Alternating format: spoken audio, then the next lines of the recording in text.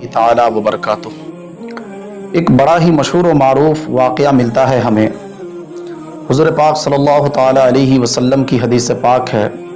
آپ فرماتے ہیں کہ بنی اسرائیل میں ایک شخص تھا جس نے 99 قتل کیے تھے۔ 99 قتل کرنے کے بعد اس کے دل میں یہ خیال آیا کہ میں توبہ کر لوں۔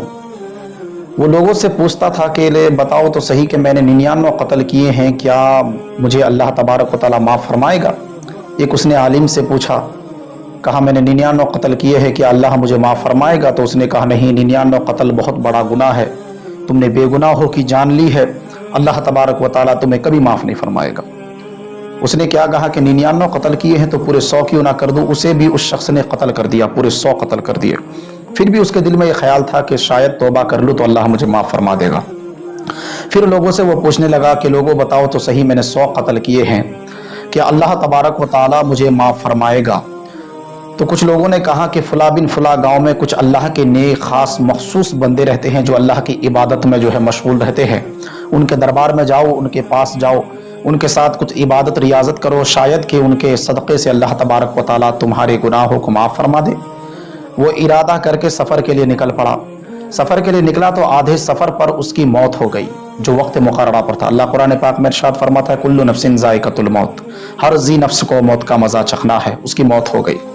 اس کے بعد جنت کے فرشتے بھی آئے، دوزخ کے فرشتے بھی آئے، دونوں میں تکرار ہونے لگی۔ جنت کے فرشتے کہنے لگے کہ ہم اسے لے کر جائیں گے اس لیے کہ اس نے توبہ کا ارادہ کر لیا تھا، اور دوزخ کے فرشتے کہنے لگے کہ ہم اسے دوزخ لے کر جائیں گے اس لیے کہ اس نے ارادہ کیا تھا لیکن توبہ نہیں کیا تھا۔ اللہ اکبر۔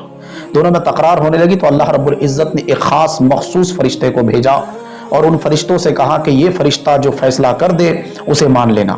وہ فرشتہ آیا، آ کر فرشتوں کو حکم دیا کہ فرشتوں اس کے گھر سے لے کر یہاں تک جہاں یہ مرا ہے، اور یہاں سے لے کر اس گاؤں تک جہاں نیک اللہ کے مخصوص بندے رہتے ہیں وہاں تک زمین کو ناپو۔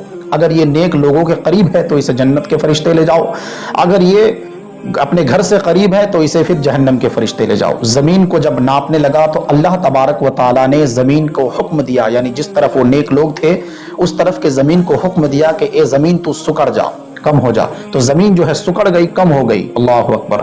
اور اس بندے کی بخشش ہو گئی اور اس بندے کو جنت عطا ہو گئی، جنت مل گیا۔ سبحان اللہ۔ یعنی اس واقعے سے پتہ یہ چلتا ہے کہ اللہ رب العزت اتنا بڑا کریم ہے، اتنا بڑا رحیم ہے کہ جو بندہ دل سے ایک مرتبہ صرف رب کی بارگاہ میں توبہ کر لیتا ہے، توبہ کرنے کا ارادہ کر لیتا ہے تو اللہ تبارک و تعالیٰ اس کے سارے گناہوں اور خطاؤں کو معاف فرما دیتا ہے۔ سبحان اللہ۔